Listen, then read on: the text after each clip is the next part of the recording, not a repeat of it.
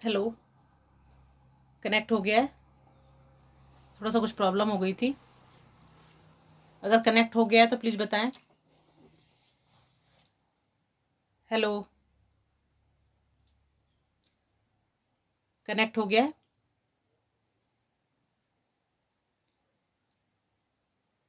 कपिल, अगर कनेक्ट हो गया है तो एक मैसेज डालो। ओके,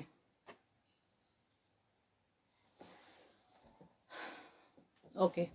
सॉरी, थोड़ा सा प्रॉब्लम हो गई थी, वाईफाई में थोड़ा सा प्रॉब्लम आ गई थी, इस वजह से वीडियो कट हो गया था। हम फिर से स्टार्ट करते हैं। तो हम बात कर रहे थे नेचुरोपैथी के हिस्ट्री की, इतिहास की, कहाँ से शुरू हुआ है। तो हम नेचर की बात कर रहे थे। नेचर क्या है, नेचुरल लाइफ क्या है, इसके बारे में हम बात कर रहे थे। तो मैं आपको बता रही थी कि सांख्य फिलॉसफी के अकॉर्डिंग अगर हम जाते हैं तो वहां पे दो तत्वों की बात की जाती है, प्रकृति और पुरुष, और इन्हीं के ही संयोग से ही पूरी सृष्टि को क्रिएट माना जाता है। कि वहां से महत तत्व, जिसको बुद्धि कहा जाता है, उसकी उत्पत्ति होती है। उसके बाद फिर अहंकार की उत्पत्ति होती है, और अहंकार से तीन प्रकार के जो अहंकार है, जिनको हम त्रिगुण के नाम से भी जानते हैं, सत, रज और तम, इन तीन की उत्पत्ति होती है। और फिर यहाँ पर भी ये तीन जो गुण हैं, इन तीनों से मिलकर के ही, कि सत, रज और तम, इन तीनों के अपने अपने गुण हैं। तो रज और सत जब मिलता है तो यहाँ पे हमारी जो इंद्रियां हैं, कर्मेंद्रियां और ज्ञानेंद्रियां, आप लोग जानते भी हैं, 5 हमारी कर्मेंद्रियां हैं और 5 हमारी ज्ञानेंद्रियां हैं, और उसमें एक मन है। तो 11 जो इंद्रियां हैं, इनका प्रादुर्भाव माना जाता है। और उसी तरह से जब रजगुण जो है वो तम के साथ में जुड़ता है, तो वहां पे पंच तन्मात्राएं और पंच महाभूत की उत्पत्ति मानी जाती है। तो अब हम ये देकर देखें कि पंच महाभूत जो हैं वो प्रकृति और पुरुष से मिलकर के बने हुए हैं। वहां से जब ये सीक्वेंस चल रहा है विकासवाद का, तब जाकर के हमें पंचभूत माने जाते हैं। और प्राकृतिक चिकित्सक जो होता है, या प्राकृतिक चिकित्सा में जब हम इसका आधार मानते हैं, तो हम क्या कहते हैं, हमारा जो शरीर है ये पंच महाभूत से मिलकर के बना हुआ है। और ये हम सब बात करते हैं, सब लोग सुनते भी हैं, हमने अपने बुजुर्गों से भी सुना है, हमने पढ़ा भी है, हमारे ग्रंथ भी ये कहते हैं कि हमारा जो शरीर है वो पंच महाभूत से बना हुआ है। और ये 5 महाभूत आप सब लोग जानते हैं। तो इन्हीं 5 महाभूतों पर ही बेस्ड है नेचुरोपैथी। और ये इसलिए मैंने कहा कि जब से प्रकृति की उत्पत्ति हुई, जब से पंचभूत महाभूत है, तब से नेचुरोपैथी है। क्योंकि उन 5 महाभूतों की, अगर प्राकृतिक चिकित्सा की हम बात करें कि प्राकृतिक चिकित्सा क्या है, तो प्राकृतिक चिकित्सा की एक लाइन में अगर मैं डेफिनेशन आपको दूं, तो मैं कहूंगी कि प्रकृति के माध्यम से प्रकृति की चिकित्सा प्राकृतिक चिकित्सा है। ये कौन सी प्रकृति की हम बात कर रहे हैं, कि दोनों तरह की प्रकृति, जो हम जिस प्रकृति में विकार उत्पन्न हुआ है वो है शरीर, और जिसके कारण हुआ है वो है डिसबैलेंस, असंतुलन। और हम इसका बैलेंस कहाँ से करेंगे, जो हमारे चारों ओर की, चारों तरफ की प्रकृति है, उससे ही हम इसको बैलेंस करेंगे। तो इसलिए कहा जाता है कि प्रकृति के माध्यम से, प्रकृति की जब हम चिकित्सा करते हैं तो वो ही प्राकृतिक चिकित्सा है। और इसीलिए इसमें कहा जाता है कि प्राकृतिक चिकित्सा में किसी भी तरह की अन्य औषधियों का प्रयोग नहीं होता है। इसका सिद्धांत है ये, कि किसी भी प्रकार की औषधियों का इसमें प्रयोग नहीं है। तो ये प्राकृतिक चिकित्सा की हम प्रारंभिक अवस्था को देखते हैं। अब हम बात करेंगे थोड़ा सा शॉर्ट में पंच महाभूतों के ऊपर, कि पंच महाभूत क्या है और हमारे शरीर में इसकी उपस्थिति कैसे रहती है। पंच महाभूत हमारे शरीर में एक साम्य अवस्था में रहते हैं, और साम्य अवस्था की स्थिति बनती है कि जब वो अपना अपना काम सारे के सारे कर रहे हैं। तो 5 महाभूत कौन कौन से हैं, इनका एक सीक्वेंस भी है, किस तरह से उत्पन्न हुआ है। ऐसा नहीं है कि कोई भी कहीं से बीच से उत्पन्न हुआ है। हम लोग जब इसका सीक्वेंस बोलते हैं, तो आप लोग इसका ध्यान रखा करें कि जितने भी हमारे योग के स्टूडेंट्स हैं, या तो ये इसका एक सीक्वेंस है कि सबसे सूक्ष्म और सबसे स्थूल, सबसे पहले किसकी उत्पत्ति हुई, फिर एक से दूसरे की उत्पत्ति हुई, फिर दूसरे से 2 को मिलकर के तीसरे की उत्पत्ति हुई, फिर 3 को मिलकर के फिर चौथे की उत्पत्ति हुई। ये ऐसे इसकी उत्पत्ति मानी जाती है। तो सबसे पहला और सबसे सूक्ष्म जो माना जाता है वो है आकाश। कि आकाश जो है वो सूक्ष्म इसलिए क्योंकि हम उसे पकड़ नहीं सकते, हम उसे देख नहीं सकते, ये जबकि वो उसको सूक्ष्म वाली स्थिति हम इस दृष्टिकोण से देख रहे हैं। लेकिन आकाश बहुत वृहद है, अनंत है। हम कहते हैं ना, अनंत आकाश की हम बात करते हैं। तो सबसे पहले आकाश, क्योंकि किसी भी चीज की उत्पत्ति आकाश से ही होती है। कोई भी चीज अगर उत्पन्न होने की हम बात करेंगे तो उसके लिए आकाश के स्थान की आवश्यकता होती है। दूसरा तत्व अगर हम बात करेंगे तो वो है वायु, कि आकाश से फिर वायु की उत्पत्ति होती है। आकाश और वायु से फिर अग्नि की उत्पत्ति होती है, आकाश वायु और अग्नि से फिर जल की उत्पत्ति होती है, और आकाश वायु अग्नि और जल को मिला करके फिर पृथ्वी की उत्पत्ति होती है। तो यह है 5 तत्व, और इन 5 तत्वों का हमारे शरीर में समावेश होता है। इन्हीं 5 तत्वों से हमारा शरीर बना हुआ है। अब आप कहेंगे कि ये 5 तत्व हमारे शरीर में हैं, इनको हम कैसे देख सकते हैं, इसका डिसबैलेंस कैसे होता है। जैसे हम आयुर्वेद की अगर बात करते हैं तो आयुर्वेद में कहा जाता है वात पित्त और कफ की जो विषम अवस्था है, जब ये कुपित होते हैं तो रोग उत्पन्न होते हैं, है ना। तो ऐसे ही इसमें पंच तत्वों की जो वो कहें असंतुलन है, उसके कारण रोग उत्पन्न होते हैं। तो अब हम इसको अगर देखें तो हम स्थूल से सूक्ष्म की तरफ, क्योंकि हम मनुष्य हैं और मनुष्य की जो दृष्टि है वो सूक्ष्म को जो पहले नहीं पकड़ते, हम स्थूल की तरफ पहले देखते हैं। तो जैसे हम शरीरों की भी बात करते हैं तो अलग शरीर है तो सबसे पहले हमें स्थूल शरीर ही दिखाई देता है। तो ऐसे ही अगर हम देखेंगे सबसे पहले हमें जो दिखाई दे रहा है वो है पृथ्वी। जो पृथ्वी कौन कि जिसमें हमारा ये पूरा शरीर जो है वो दिखाई देता है, जिसके अंदर आपकी बोन्स हैं, आपका मांस है, ये सब है, ये नस है, नाड़ी है, जितनी चीजें ये जो वेट आपको दिखाई दे रहा है, जो भार है, जितना भी आप वेट अपना बोलते हैं, इसके अंदर बाकी 4 तत्व भी हैं, लेकिन मुख्य रूप से पृथ्वी यही है। इसके अलावा वायु, वायु का अगर बात करते हैं तो वायु जो तत्व है वो है श्वास और प्रश्वास, जो आपकी हर एक सेल में होता है, आपकी हर एक कण में है। हम कहते हैं हम सांस नाक से लेते हैं, यही एक वायु है, हमारे लंग्स में जाती है।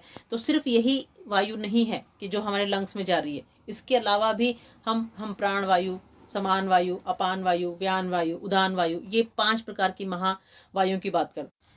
5 जो है वो उपप्राणों की बात करते हैं। तो ये सारी वायु है, तो इस रूप में हमारे शरीर में ये वायु विद्यमान रहती हैं और ये अपना अपना काम करती रहती हैं। इसके बाद अगर हम आगे बढ़े तो है शरीर में जल। आपको सबको पता ही है कि हमारे शरीर में 70% तो जल ही जल है, और पृथ्वी में भी आप देख लीजिए कि पृथ्वी में भी पूरी चारों तरफ जल ही जल है। तो ये जल की स्थिति हमारे शरीर में होती है। इसके बाद आता है, जैसे अगर हम अग्नि की बात करते हैं तो हमारी बॉडी का टेम्परेचर, तापमान, आप खुद ही उसको चेक भी कर सकते हैं, देख सकते हैं।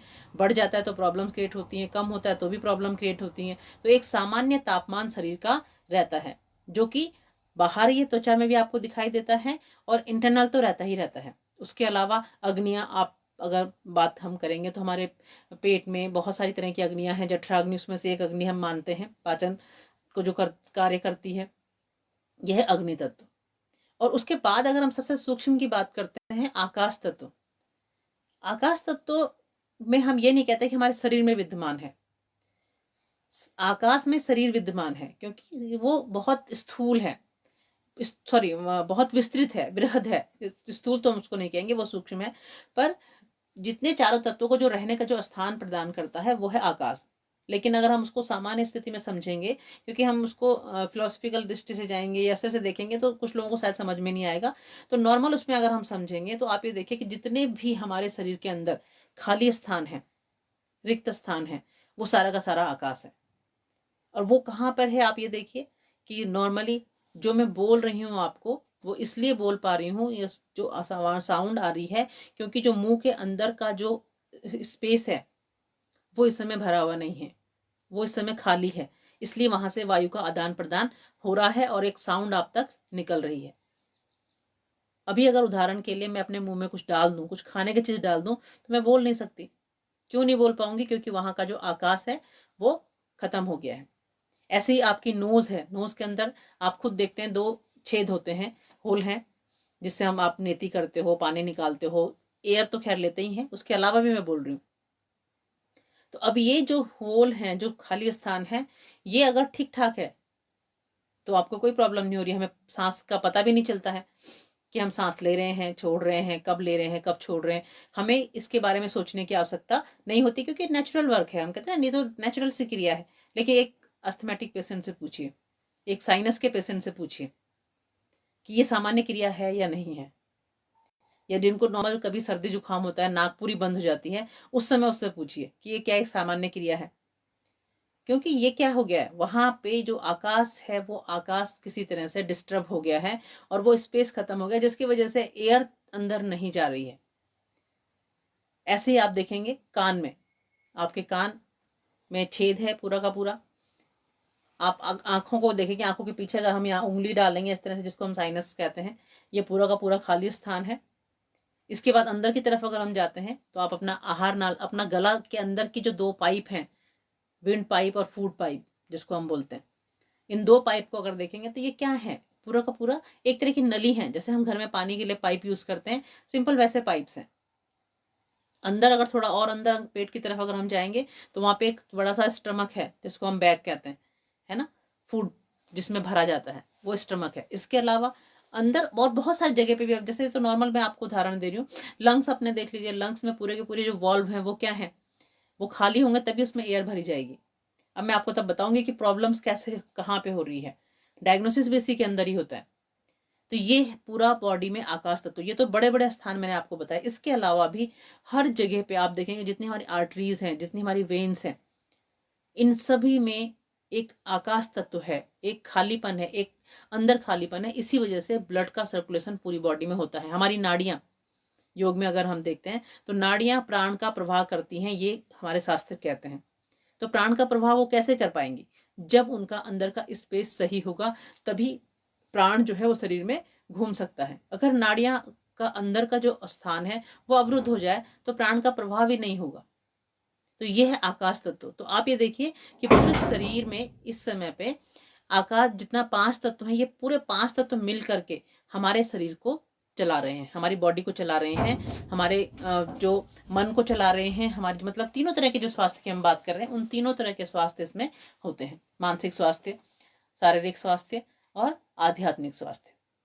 तो ये नेचुरोपैथी का एक थोड़ा सा कॉन्सेप्ट मैंने आपको बताया। अब अगर हम बात करते हैं इसमें कि हम ट्रीटमेंट इसमें क्या कर सकते हैं, किस तरह का ट्रीटमेंट्स की बात हम करते हैं और प्रॉब्लम कैसे होती है, तो अब हम इसमें थोड़ा सा बात करेंगे कि इसके हर चिकित्सा पद्धति में, मैं पहले भी लेक्चर्स में मैंने बताया है आपको कि जो भी चिकित्सा पद्धति है वो बिना प्रिंसिपल के काम नहीं करती है। हर चिकित्सा पद्धति के कुछ प्रिंसिपल्स होते हैं। तो प्राकृतिक चिकित्सा के भी 10 मूलभूत सिद्धांत हैं जिन पर प्राकृतिक चिकित्सा काम करती है। लेकिन अब 10 के 10 यहाँ पे पूरे के पूरे डिफाइन करने के लिए तो टाइम इतना नहीं है, लेकिन फिर भी मैं कुछ सिद्धांतों को आपके सामने रखती हूँ, जिसमें सबसे पहला सिद्धांत आप बस समझ जाइए तो आपको और चीजें सब समझ में आ जाएंगी। उसका जो फर्स्ट सिद्धांत है, नेचुरोपैथी ये कहता है सभी रोग एक है, उसका कारण एक है, उसकी चिकित्सा भी एक ही है। अब ये देखिए कि नेचुरोपैथी जो है वो इतनी बड़ी बात को कहने की क्षमता रखती है कि सारी डिजीज, सभी प्रकार के जो रोग हैं, चाहे वो पेट के रोग हैं, हृदय के रोग हैं, आपके लंग्स के रोग हैं, जो हाथ पैरों के रोग, कोई भी तरह का डिजीज का अगर हम नाम लेते हैं, कहते हैं सारी रोग जो हैं वो एक ही हैं और उसका कारण भी एक ही है और उसका उपचार भी एक ही है। बस आप इसको, एक सिद्धांत को अगर आप समझ गए तो आप पूरी नेचुरोपैथी को ही समझ जाएंगे।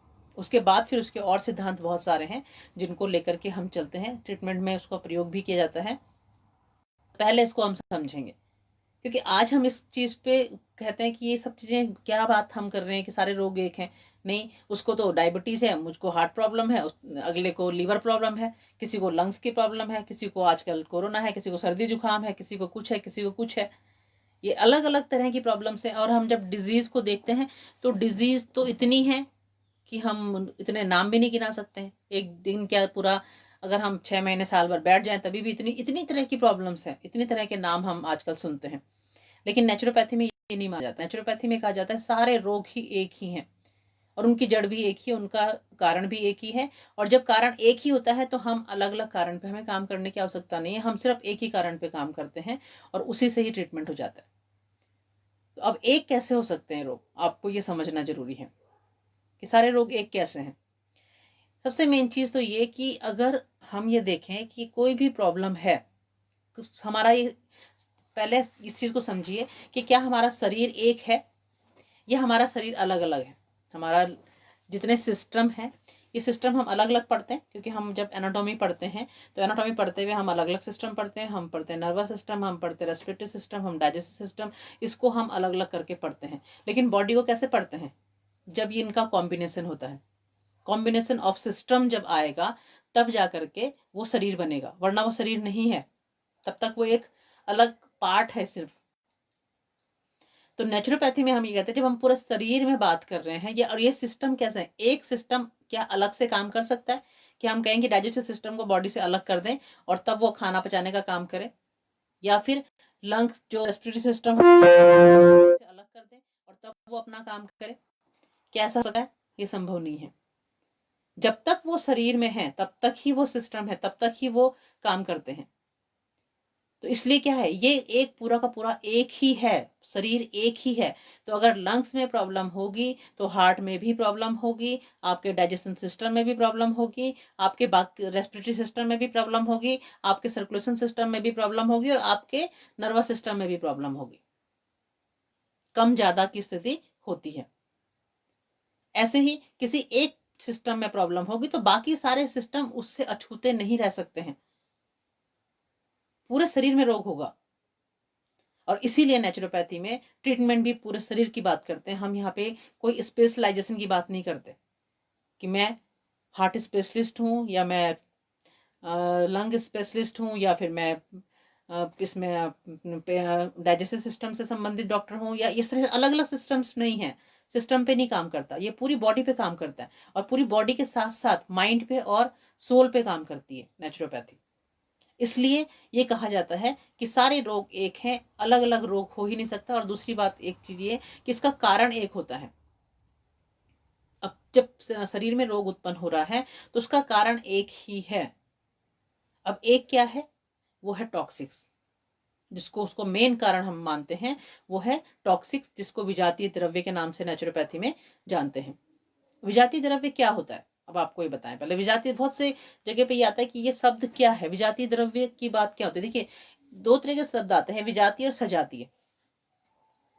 सजातीय शब्द होता है जो हमारे अनुकूल है, जो हमारे समान है, तो वो हमें सहयोग प्रदान करता है।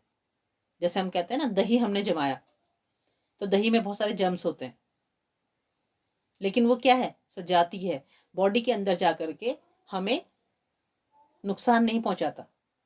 वो बॉडी के अंदर जाकर के एक पॉजिटिव वर्क करता है। लेकिन वही एक बासी खाना है जिसमें कि फफूंद आ गई है, क्योंकि दही भी फूली हुई है, वैसे खाना फूल जाता है, उसको अगर हम लेते हैं तो वहां पे वो विजातीय हो गया, वो हमारे शरीर में जाकर के नेगेटिव इफेक्ट डालेगा। तो हमारे शरीर में जब काम होते हैं विजातीय द्रव्य, बाहर से भी, बाहर से आने का स्थिति बाद में बनती है, पहले तो हमारे शरीर के अंदर ही है। क्योंकि एक शरीर को हम एक फैक्ट्री की तरह लेते हैं, एक फैक्ट्री, या फिर हम ये कहें कि एक तरह की एक जैसे मशीन होती है ना, मशीन की तरह काम करता है। कि कोई भी मशीन को आप अगर लेंगे तो उस मशीन को जब हम चलाते हैं तो चलाते हुए उसमें से उत्पादन निकलता है, उत्पादन होता है। जैसे सिलाई मशीन का उदाहरण मैं आपको दूं, तो हम सिलाई कर रहे हैं तो उसमें से क्या हो रहा है, हम कपड़े सिल रहे हैं, सब कुछ चीजें हो रही हैं, लेकिन उसके साथ साथ उसपे वो धागा डला हुआ है, उसपे तेल डला हुआ है, उसमें वो चीजें हो रही हैं, और बार बार वो जब चल रहा है तो उसका जो धुआं, डस्ट है, वो डस्ट वहां पे इकट्ठा हो रहा है। तो टाइम टू टाइम हम क्या करते हैं, मशीन की जो शटल होता है उसको खोलते हैं, उसको साफ करते हैं, मशीन को धूप में रखते हैं, तब जाकर के वो कंटिन्यूटी में चलती रहती है। अगर हम ना करें ऐसा काम तो फिर क्या होगा, पहले मशीन थोड़ी टाइट चलना शुरू होती है, पहले तो जो उसकी स्मूथनेस है, स्मूथनेस में प्रॉब्लम आएगी, उसको भी हम थोड़ा बहुत देख लेते हैं कि नहीं ठीक है। उसके बाद फिर थोड़ा सा क्या होगा, वो टाइट होना शुरू होती है। फिर भी हम अगर कहते हैं कि नहीं जब भी काम चल रहा है, उसके बाद वो कहेगा अब तो क्या है, अब वो धीरे से करके झटके मारना शुरू करेगी और धागा तोड़ना शुरू कर देती है। सेम सिस्टम होता है बॉडी का भी, कि हमारा जो शरीर है वो शरीर अपना काम कर रहा है। देखिए, सुबह से लेकर शाम तक में आप अगर देखें कि हम कहते हैं हम काम करते हैं, तो अपने शरीर को कभी बैठ करके एब्जॉर्व करिए उस चीज को, कि हमारी जो बॉडी है वो सुबह से लेकर शाम तक कितना काम करती है। और जीवन पर्यंत, जब से हम पैदा हुए हैं और जब तक हमारी लाइफ है, तब तक वो अपना काम करती रहेगी।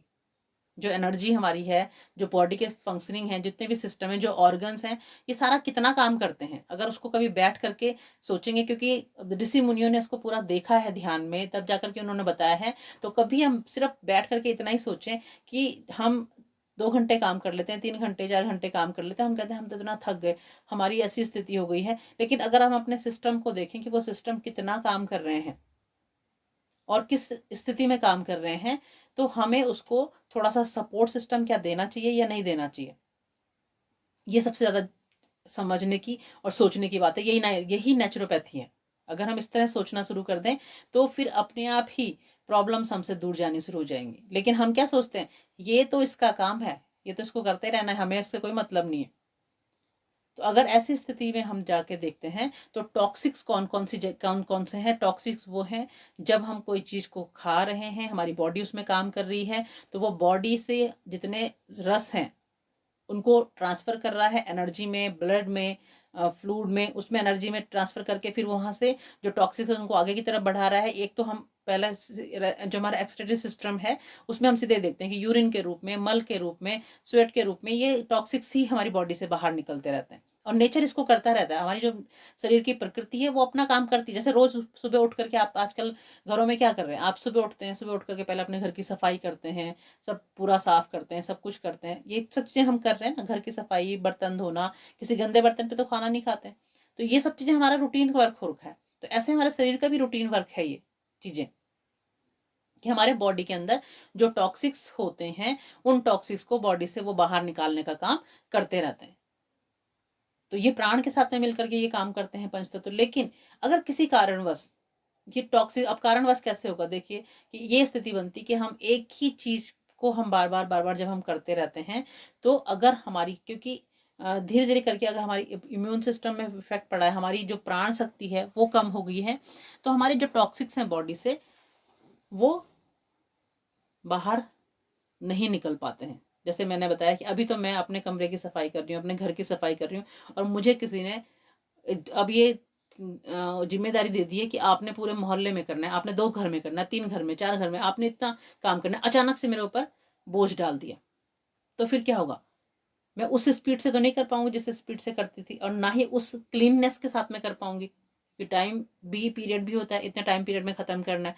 तो ऐसा हमारे शरीर के साथ में भी होता है कि जब हम उसका यूज एक्स्ट्रा करने लगते हैं तो टॉक्सिक्स भी बॉडी में एक्स्ट्रा होने लगते हैं, और वो उस मात्रा में बॉडी से बाहर अगर बॉडी नहीं निकाल पा रही है, नेचर नहीं निकाल पा रही है, तो उसके सिम्टम देना शुरू कर देती है। जो नेचर है वो सिम्टम देना शुरू कर देता है, और ये सिम्टम्स आपको बहुत तरह से आते हैं, हम उसको देख नहीं पाते हैं, समझ नहीं पाते हैं, और उसको अवॉइड करते रहते हैं। और वो अवॉइडेंस जब ज्यादा बढ़ जाती है तो फिर बीमारी का रूप लेती है। तो ये चीज मेन उन्होंने बताया है कि एक ही कारण है, यही कारण है टॉक्सिक्स जो हमारे बॉडी में है, उसी की वजह से ही। अगर आज की स्थिति में अगर मैं आपको बोलूं कि जो कोरोना है, कोरोना भी किन लोगों को इफेक्ट ज्यादा कर रहा है, जिनको लंग्स प्रॉब्लम है। आपने सुना है, न्यूज में बार बार बता रहे हैं कि कोरोना से किसको डरना चाहिए, कोरोना से किसको नुकसान ज्यादा होगा। क्या क्या बताया है, सबसे ज्यादा नुकसान है लंग्स में जिसको प्रॉब्लम है। और प्रॉब्लम क्या है, जिनको अस्थमा है, दमा है, ब्रोंकाइटिस है, इस तरह की जो प्रॉब्लम्स है, एलर्जीज की जो प्रॉब्लम्स है, डायबिटीज की जो प्रॉब्लम्स है, हार्ट की जो प्रॉब्लम्स है, तो ये वाला जिन लोगों को प्रॉब्लम्स हैं, और डेथ भी उन लोगों की ज्यादा हो रही हैं। तो क्यों हो रही हैं, ये रीजन कोरोना है या इससे पहले वाली प्रॉब्लम्स है। कोरोना सिर्फ इसका रीजन नहीं है, इसका रीजन है जो इससे पहले के टॉक्सिक्स हमने बॉडी के अंदर जमा किए हुए। क्योंकि अगर हमारे लंग्स एकदम क्लियर हैं, अगर हमारे लंग्स एकदम साफ हैं, हमारा ट्रैक बिल्कुल क्लियर है, तो यहाँ पे अगर कोरोना जाएगा भी तो टिक नहीं सकता, बॉडी उसको बाहर फेंक देगी। इम्यून सिस्टम जो हमारा है वो उसको बाहर फेंक देगा, और उसको वहां पे अपनी जगह बनाने के लिए कुछ भी नहीं मिलेगा कि वो वहां पे स्टेबल हो। जब पहले से ही वहां पे बहुत सारा डस्ट है, बहुत सारा प्रॉब्लम, विजातीय द्रव्य वहां पे है, तो कोरोना एक अलग से गया, उसको और ज्यादा सहयोग वहां पे मिल गया। और जब सहयोग, जितना ज्यादा सहयोग उसको मिल रहा है, उतना ज्यादा विकराल रूप वो ले रहा है, उतना ज्यादा स्थिति वहां पे बन रही है। आप ये आज देख ही रहे हैं अमेरिका के क्या हालात हैं। अमेरिका, ब्रिटेन, इटली, जितने भी विकसित जो देश हैं, कभी कोई आप सोच रहे हैं कि ऐसा क्यों हो रहा है, वहां पे तो इतना, हम अगर कहें मेडिकल साइंस चरम पे है, और इतने ज्यादा साधन है उनके पास, इतने ज्यादा, जितने भी यहाँ के इंडिया के सारे सारे लोग अमेरिका में इलाज करने जाते हैं, जितने भी बड़े बड़े हम सेलिब्रिटीज को देखें और नेताओं को देखें, जितने लोग हैं, उनको इंडिया में पसंद नहीं आता था ट्रीटमेंट, वो लोग वहां जाकर के ट्रीटमेंट करवाते थे। और आज की स्थिति देखो, अभी मुझे तो गर्व हो रहा है इस चीज पे कि आप देखेंगे कि कल मैं न्यूज सुन रही थी, उसमें यहाँ पे कम से कम 200 से 300 अमेरिकन फंसे हुए हैं इंडिया में। अमेरिका जहाज भेज करके उनको बुलाना चाहता है, वो वहां से जहाज भेजने को तैयार हैं, लेकिन अमेरिकन इंडिया से जाना नहीं चाहते। वो अपने आप को यहाँ पे ज्यादा सेफ महसूस कर रहे हैं कि हम यहाँ पे ज्यादा सेफ हैं बजाय अमेरिका से। तो आप सोचिए कैसी स्थिति है, क्योंकि यहाँ हमारे यहाँ का जो इम्यून सिस्टम है वो इसी वजह से है, क्योंकि हमारी जो लाइफ स्टाइल हमें ऋषि मुनियों ने जो दी है, वो लाइफ स्टाइल को अगर हम ना भूलते, उस लाइफ स्टाइल को अगर हमने ना छोड़ा होता, वो रहन सहन हमने ना छोड़ा होता, तो इतना भी इफेक्ट यहाँ पे नहीं होता। जो चीजें हमें देखने को जो मिलती हैं, जितनी तरह की प्रॉब्लम्स हैं, तभी भी आप ये देखिएगा कि बहुत स्थिति ऐसी है कि यहाँ का जो इम्यून सिस्टम है बाहर की कंट्रीज से बहुत ज्यादा है, बहुत ज्यादा। एक सामान्य मजदूर को अगर आप देख लेंगे, उसका इम्यून सिस्टम वहां के किसी भी बड़े जो सफाई कर्मी या जो बड़े बड़े जो लोग हैं, जितने वहां पे जितने क्लीननेस में रहते हैं, उसके इम्यून सिस्टम से अगर हम उसकी रिसर्च करें तो यहाँ के एक मजदूर का इम्यून सिस्टम ज्यादा मजबूत निकलेगा, क्योंकि हमारा जो लाइफ स्टाइल, खान पान, सब चीजें हैं वो बहुत ज्यादा स्ट्रांग है। लेकिन हम उसे ओल्ड फैशन बोलते हैं, हम उसे क्या बोलते हैं कि ये सब कुछ बेकार की चीजें। हमने अपना खान पान, अपना जो ऋषियों ने बताया था उस तरह का जो हमारा आहार था, उसको छोड़ करके हम ब्रेड पे चले गए, हम बटर पे चले गए, हम इस तरह की चीजों पे चले गए। जितने भी जो पाश्चात्य जो संस्कृति है, पाश्चात्य जो कल्चर है, पाश्चात्य जो खान पान है, पिज्जा, बर्गर, ये सारी चीजों को हम लोगों ने यूज करना शुरू कर दिया, और उसकी वजह से इंडिया में प्रॉब्लम्स जो है वो बढ़ती हैं। आज वो जितने भी लोग इस चीज से सरवाइव कर रहे हैं, उसके पीछे है कि जो भी कृत्रिमता उनके लाइफ में आई है, उसकी वजह से वो इसको झेल रहे हैं आज।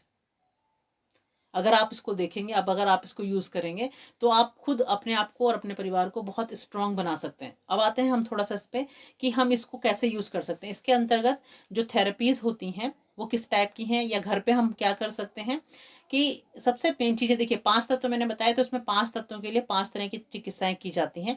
जैसे अगर हम कह रहे हैं पृथ्वी तत्व, तो इसके साथ में किया जाता है मड थेरेपी, मिट्टी चिकित्सा। 5 तत्वों के लिए 5 प्रकार की चिकित्सा की बात की जाती है। वायु के लिए वायु चिकित्सा की जाती है, अग्नि के लिए अग्नि चिकित्सा की जाती है, और जल के लिए जल चिकित्सा की जाती है, और आकाश के लिए आकाश चिकित्सा की जाती है। और उसके कुछ माध्यम हैं अलग अलग।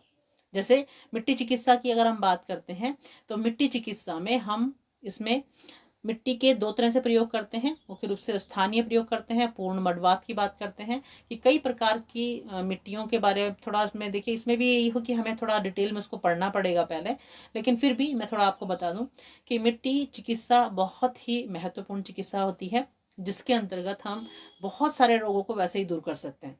लेकिन अब उसको कैसे यूज करना है, क्या करना है, वो पूरा का पूरा अपने आप में एक अध्ययन की थोड़ा आवश्यकता उसमें रहेगी आपको। उसके लिए मेरी अपनी बुक्स भी हैं, मैंने 3-4 बुक्स लिखी हुई हैं, अगर आप चाहें तो उसको पढ़ सकते हैं। कि प्राकृतिक चिकित्सा समग्र उपचार पद्धति, ये बुक है जो ऑनलाइन भी मिल जाएगी और ट्रोलिया पुस्तक भंडार पे मिल जाती है। एक दूसरी मेरी बुक है प्राकृतिक चिकित्सा मार्गदर्शिका, जो कि जिसमें शॉर्ट में, बहुत शॉर्ट में मैंने बताया है कि किस तरह से हम नेचुरोपैथी को यूज कर सकते हैं। और एक और बुक है जो है योग चिकित्सा के आधारभूत तत्व।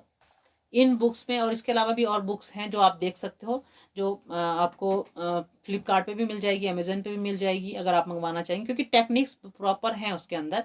तो मिट्टी चिकित्सा का जो इफेक्ट जो मैंने देखा है, मैंने जितने भी काम किया है इसमें, तो स्किन डिजीज के ऊपर मिट्टी का बहुत ज्यादा इफेक्ट है। वैसे तो सभी चीजों में है, और भी प्रॉब्लम्स में आप देखोगे, कॉन्स्टिपेशन की प्रॉब्लम अगर आती है, पेट की प्रॉब्लम कुछ होती है, उन सब प्रॉब्लम्स में, और ये बाकी अस्थमा वाली प्रॉब्लम में भी, बहुत सारी प्रॉब्लम्स में मिट्टी के यूज करते हैं। लेकिन जो सबसे ज्यादा इफेक्ट मैंने इसमें देखा है वो है स्किन प्रॉब्लम्स में। किसी भी तरह की स्किन प्रॉब्लम है, उसमें मड थेरेपी बहुत ज़्यादा कारगर सिद्ध होती है। कि 50 तरह की दवाइयाँ और मेडिसिन जो हम खाते हैं, उस तरह की मेडिसिन को खाने से ज़्यादा बेटर है कि आप किसी भी नेचुरोपैथी जो सेंटर्स आपके आसपास हों, जो डॉक्टर्स आपके रीच में हो, आप उनसे बात करें और ये मड थेरेपी इसमें यूज़ करें। क्योंकि मैंने इसमें बहुत ज़्यादा काम किया है और बहुत अच्छे रिजल्ट्स मुझे इसमें मिले हैं। कि जिसमें हमने बहुत एक्जिमा हो गया, सोराइसिस हो गया, नॉर्मल दांत का खुजली, ये तो खैर होता ही है, इसमें नॉर्मल सी कंडीशंस होती हैं, वो ठीक हो जाता है। लेकिन इसके अलावा जो जली हुई स्किन होती है, बर्निंग जो स्किन है, उस पर मैंने काम किया है, उसमें मुझे बहुत अच्छे रिजल्ट्स मिले हैं। टाइम लगता है, देखिए ये चीज़ है कि टाइम लगता है, उसके लिए थोड़ा धैर्य की आवश्यकता होती है, क्योंकि जितनी भी हम पैथी की इसकी बात कर रहे हैं, सबसे मेन है इसमें संयम और धैर्य। ये बहुत जरूरी है, क्योंकि हम आजकल की जो लाइफ है हमारी बहुत फास्ट हो गई है। हम लोगों ने वही पाश्चात्य संस्कृति को लेकर के हम बहुत फास्ट भागना चाहते हैं, और उस पे जाकर के हम लोग फिर उसी में फंस जाते हैं, और जब वापस लौटने की स्थिति बनती है तब तक बहुत देर हो चुकी होती है। क्योंकि आज का ये हमारा बड़ी विडंबना, या हम अपना दुर्भाग्य ही कहेंगे, कि जितने भी पेशेंट्स आते हैं वो पेशेंट्स आते हैं जिनको एम्स या बड़े बड़े जितने भी हॉस्पिटल्स हैं, जितने एलोपैथी के हॉस्पिटल्स हैं, वो लोग जब नकार देते हैं तब उन्हें नेचुरोपैथी की याद आती है।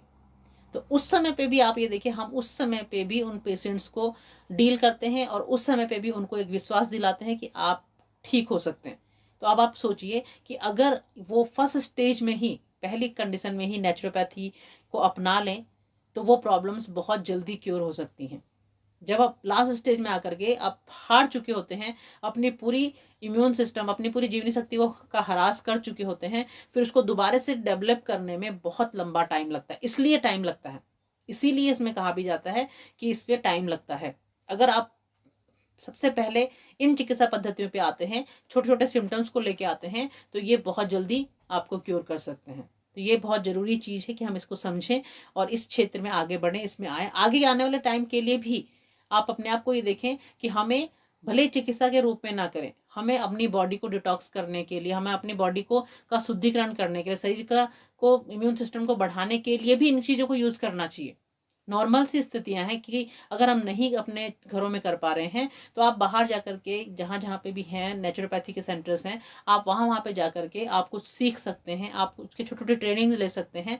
उसको करके आप अपने को और अपने परिवार को दवाइयों से, और जैसे मैंने बताया कि शुरू में हम टॉपिक की बात कर रहे थे कि हमारा जो टॉपिक था वो था लाइफ विदाउट मेडिसिन, और मैं इसके लिए बड़े गर्व से मैं अपने आप के लिए बोल सकती हूँ कि मैं ने बहुत टाइम के मेरे को लगता है, मुझे ध्यान भी नहीं कि मैं मेडिसिन कभी ली नहीं है, और ना ही मैं घर में कोशिश करती हूँ कि कोई ले। अपने बच्चे को तो मैं बिल्कुल नहीं देती हूँ। तो ये हम कुछ लोग ऐसे भी हैं, जितने भी नेचुरोपैथिस्ट हैं, आप उनसे अगर बात करेंगे कि वो विदाउट मेडिसिन ही लाइफ जी रहे हैं, तो आप क्यों नहीं जी सकते हैं? हम क्यों मेडिसिन पे अपने डिपेंड हो रहे हैं? हर चीज के लिए मेडिसिन पे डिपेंड हो रहे हैं, हर चीज के लिए। छोटी छोटी प्रॉब्लम्स हैं, हमारे घर में इतने सारे डिब्बे मेडिसिन के रखे रहते हैं, उठा के फेंकिए उन्हें बाहर, उनकी जरूरत नहीं है। सिर्फ थोड़ा सा संयम रखिए, थोड़ा सा अपने लाइफ को चेंज करिए, अपने अपने चीजों को चेंज करिए, तो उससे ही सब चीजें सॉल्व हो जाती हैं। तो मिट्टी चिकित्सा एक बहुत ही महत्वपूर्ण चिकित्सा है। इसमें विभिन्न प्रकार की पट्टियों का प्रयोग होता है जो थेरेपिस्ट लोग करवाते हैं। और एक सिंपल सी स्थिति में आपको बताऊं कि इसके लिए बहुत तरह की मिट्टियां होती हैं। अब हम मिट्टी के प्रकार पे जाएंगे तो बहुत तरह की मिट्टियां, हम काली मिट्टी, पीली मिट्टी, लाल मिट्टी, दोमट मिट्टी, बलुई मिट्टी, ऐसे अलग अलग तरह के मिक्सचर्स की बात करते हैं। लेकिन ये नॉर्मल पर्सन के लिए संभव नहीं है। जो नेचुरोपैथिस्ट होगा, जो नेचुरोपैथी डॉक्टर है जिसने इस पे काम किया है, वही इसको समझ सकता है। लेकिन जो नहीं है वो भी आप ऐसा कर सकते हैं कि आप कहीं से भी, जहां पे आप रहते हैं, अगर आपको मिट्टी चिकित्सा यूज करनी, तो जहां पे भी रहते हैं, अगर आपके आसपास कहीं पे मिट्टी है, क्योंकि शहरों में तो बड़ा प्रॉब्लम है इस चीज का कि मिट्टी मिलना ही बड़ा मुश्किल है, लेकिन जो गांव में है, गांव के आसपास है, वो वहां से ही उस मिट्टी को ही यूज कर सकते हैं।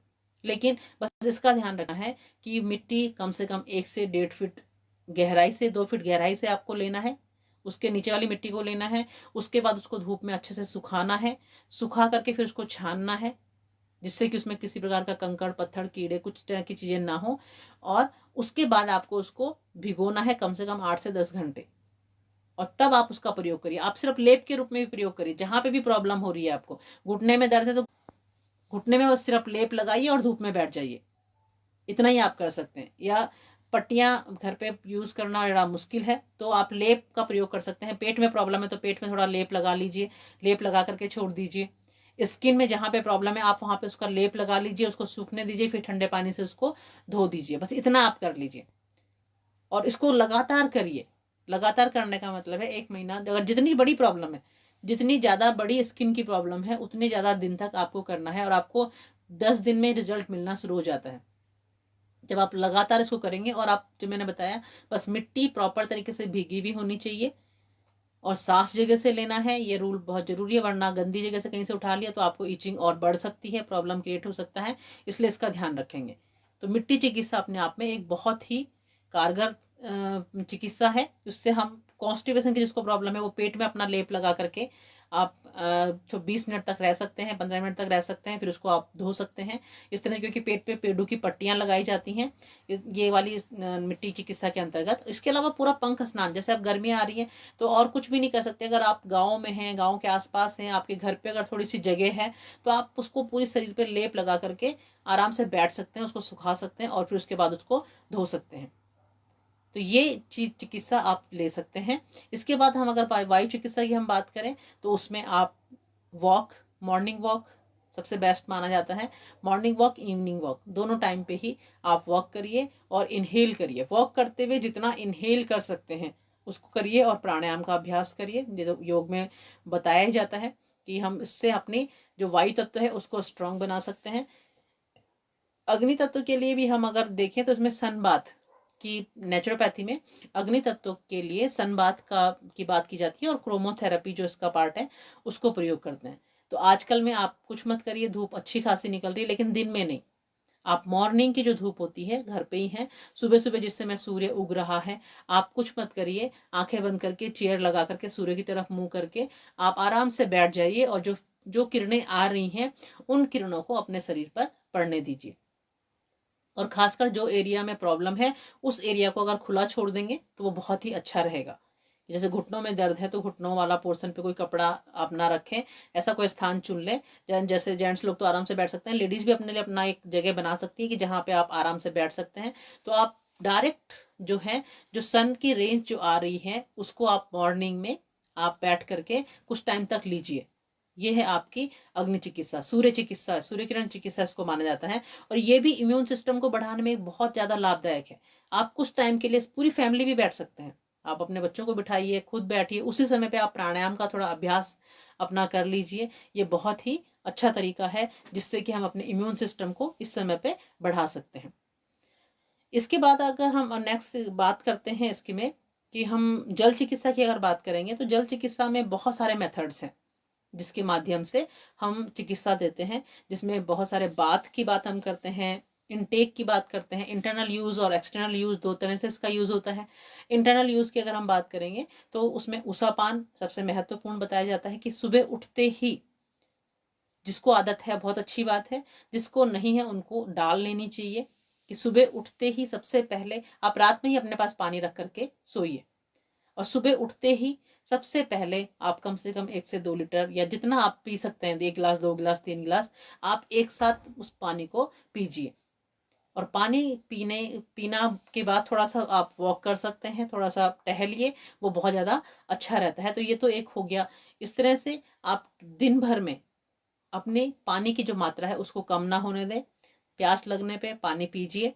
कुछ कुछ अंतराल पे आप अपने आप से भी पानी पी सकते हैं। जैसे 1-2 घंटे हो गए हमने पानी नहीं पिया, हमें लगता है कि नहीं, हम थोड़ा, कभी कभी होता भी है, जैसे अभी हम कुछ काम पे लगे हुए, हमें एकदम से प्यास लगी, हमने उसको उस समय के लिए अवॉइड कर दिया कि अभी चलो थोड़ी देर में ले लेंगे, या लेकिन नहीं, ऐसा नहीं करना चाहिए। हमें तुरंत उस समय पे बाकी सारे काम छोड़ करके, कि बॉडी की नीड है इसलिए प्यास लगी है, तो उस समय पे तुरंत, क्योंकि थोड़ी देर बाद आपकी फीलिंग खत्म हो जाएगी, फिर आपको प्यास नहीं लगेगी। लेकिन क्यों? क्योंकि उसके बाद वो फिर बॉडी में से ही, आपकी बोन्स में से ही, आपके ब्लड में से ही वाटर को ले लेगा। तो इसलिए हमें इस चीज का ध्यान रखना है कि अगर ऐसी फीलिंग है, और वैसे भी अगर आपको थोड़ा सा ध्यान रखें घर पे हैं, कि हम बीच बीच में पानी पीते रहें, जिससे कि देखिए पानी पीने से हमारा डिटॉक्सिनेशन बहुत अच्छा होता है। आप खुद भी देखेंगे कि जितना हम पानी पीते हैं उतना हमें यूरिन होता रहता है, और यूरिन के थ्रू टॉक्सिक्स बॉडी से बाहर निकलते रहते हैं। तो इसलिए हमें पानी पीना बहुत जरूरी है। इसके अलावा जो नेचुरोपैथी में ट्रीटमेंट्स होते हैं उसमें बात है बहुत सारे, जिसमें स्पाइनल बात होता है, हिप बात होता है, फुट बात होता है, आर्म बात होता है, स्टीम बात होता है, सोना बात होता है, सब बात बहुत सारे हैं। लेकिन एक छोटा सा पार्ट मैं आपको बताऊं कि आप घर पे कर सकते हैं और वो बहुत ही ज़्यादा इफेक्टिव भी है और बहुत ज़्यादा कारगर सिद्ध होता है। खासकर लेडीज़ के लिए मैं कहना चाहूँगी कि जितनी लेडीज़ इस समय घर पे हैं और जिनको भी सिस्ट की प्रॉब्लम है, जिनको भी हार्मोनल डिस्टरबेंस की प्रॉब्लम है, बहुत सारी लेडीज़ को है, होती है आजकल ये बहुत ही। और आजकल जितने भी गायनी डॉक्टर्स हैं, आप वहाँ पे जाकर के अगर बैठेंगे तो वहाँ पे 90% केसेस यही होते हैं। 90% केसेस की लिए इसीलिए लाइन लगी रहती है और हम वहां से ला ला के टैबलेट्स खाते रहते हैं, हार्मोन्स के कैप्सूल्स खाते रहते हैं और उससे हम अपने आप को ठीक होने की ये कामना करते हैं, लेकिन ऐसा होता नहीं है। क्योंकि ऐसे में बहुत सारे पेशेंट को डील कर चुकी इन सालों में कि जिनका कई बार का लेप्रोस्कोपी हो गई है, कई बार की सिस्ट का ऑपरेशन हो चुका है, लेकिन फिर से हो जाता है। क्योंकि एक बॉडी की टेंडेंसी ही हमारी बन चुकी है, हम उसको समझ ही नहीं पा रहे।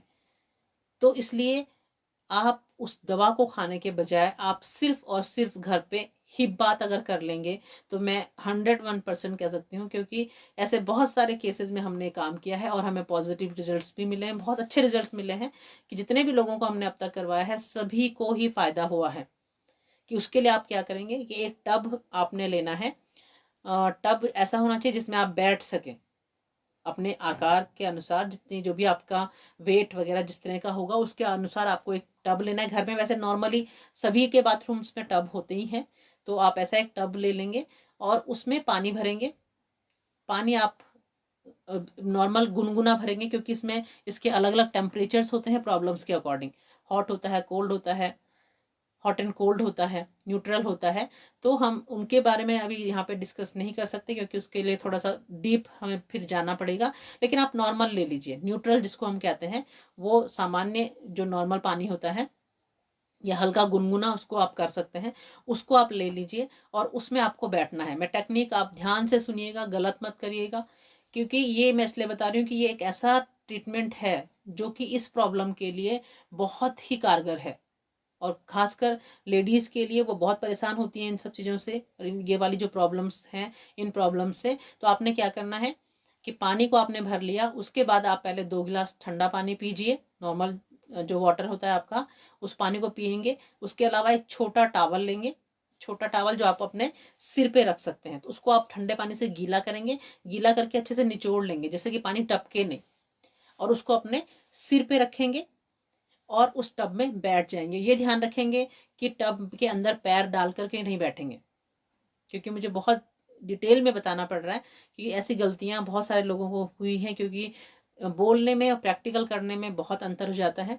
तो आपको ये ध्यान रखना है कि पैर पहले नहीं डालेंगे, आप साइड से उसको पकड़ करके फिर आप जैसे चेयर पे बैठते हैं ऐसे बैठेंगे और दोनों पैर आपके बाहर होंगे और बाहर आप स्टूल पे, किसी जो भी प्लास्टिक का स्टूल हो, कुछ भी चीज पे आप अपने पैरों को रखेंगे और पैरों पे पानी नहीं गिरना चाहिए।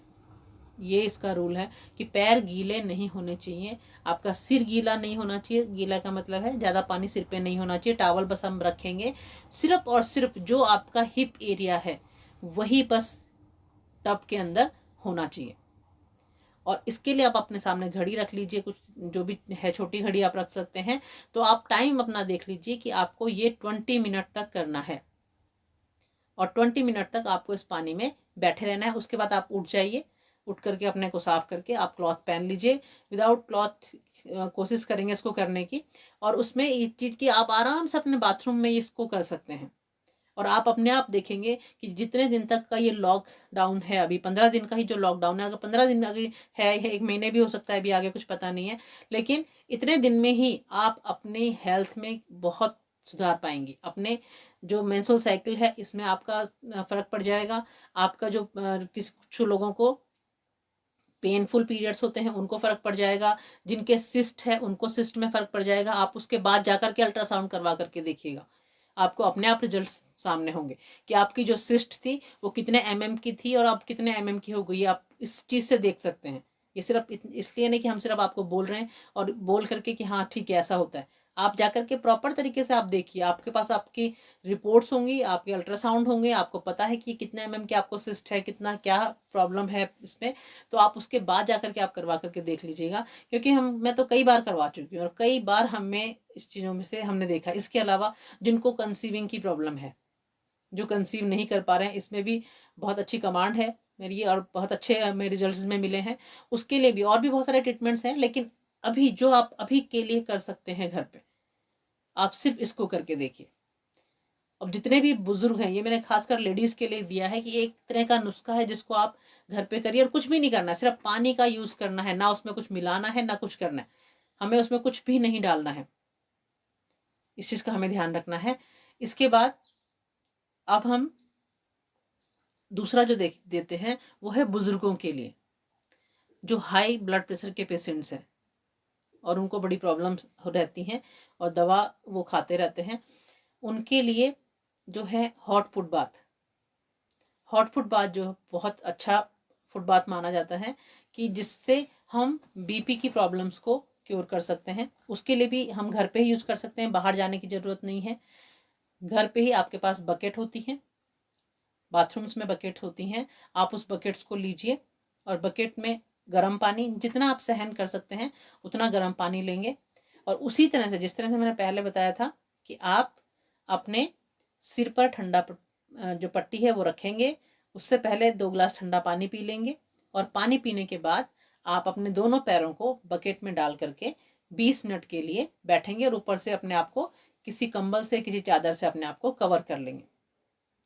यह है हॉट फुट बाथ, और ये खासकर हाई बीपी के लिए बहुत ज़्यादा लाभदायक होता है। इसके अलावा पैरों से संबंधित कोई भी प्रॉब्लम हो, माइग्रेन की प्रॉब्लम है, सिर में दर्द है, इस तरह की जो प्रॉब्लम्स हैं, इन सारी प्रॉब्लम्स में बहुत फ़ायदा करता है।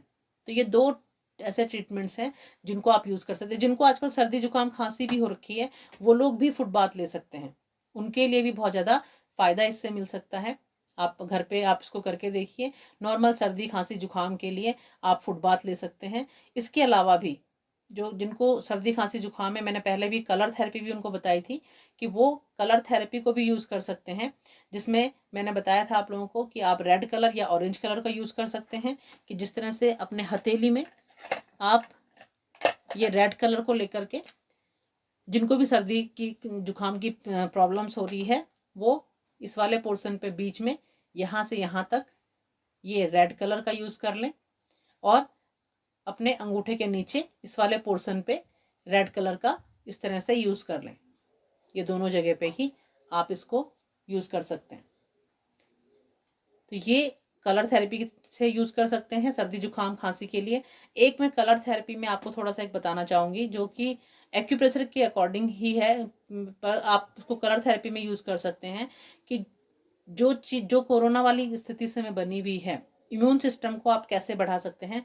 तो उसके लिए आपको 3 कलर यूज करने हैं, रेड कलर, ब्लैक कलर और येलो कलर। जितने लोग भी मुझे देख रहे हैं, आप उसको सिर्फ यूज लगा करके छोड़ दीजिएगा। वो आपका एक, जैसे हम कहते हैं ना कि सुरक्षा कवच की स्थिति अगर बन रही है, तो उसको आप इसको देखेंगे। तो यहाँ पे आप ये देखिए 3 मैंने कलर लिए हैं अपने हाथ में, ब्लैक कलर है, रेड कलर है और येलो कलर है। तो आपको क्या करना है, अपने दोनों हाथों में इसको इस तरह से, जो ब्लैक कलर है आपकी इंडेक्स फिंगर आप लेंगे बैक साइड से, देखिए ये मेरा बैक हैंड का बैक साइड है, और आप इसको इंडेक्स फिंगर को का जो फर्स्ट ज्वाइंट है, ये फर्स्ट ज्वाइंट के साइड में मैं यहाँ पे लगा के आपको दिखा रही हूँ, इस तरह से एक पूरा ब्लैक कलर का गोला बना देंगे। ये देखिए ये फर्स्ट ज्वाइंट है, उंगली का फर्स्ट ज्वाइंट है, और फर्स्ट ज्वाइंट के साइड में मैंने ब्लैक कलर का एक गोला बनाया है। इसी तरह से अब हम लेंगे येलो कलर, और येलो कलर में आप उसी से ही फिर सेकंड ज्वाइंट पे आप जाएंगे।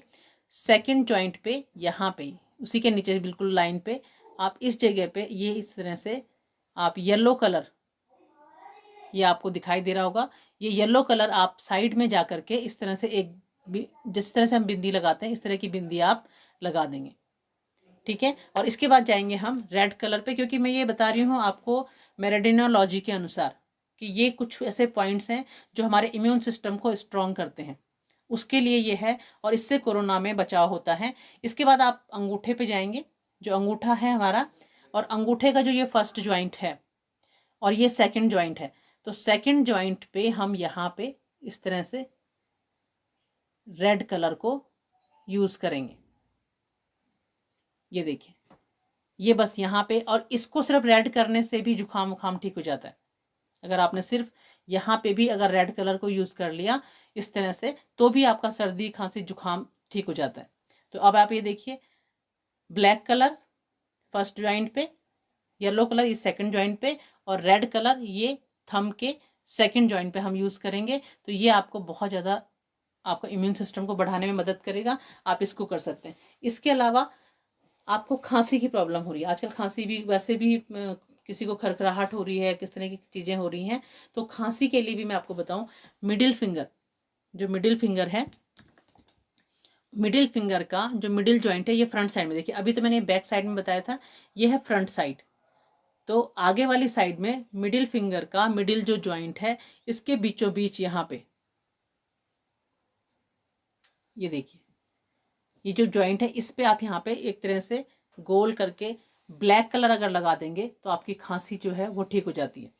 आप करके देखिएगा, क्योंकि ये सिर्फ इसलिए कि ये बोला जा रहा है कि मैं अपने क्लिनिक में इसको सबको यूज करती हूँ और बहुत सारे पेशेंट्स पे यूज करती हूँ, बहुत अच्छे रिजल्ट्स हमें प्राप्त होते हैं।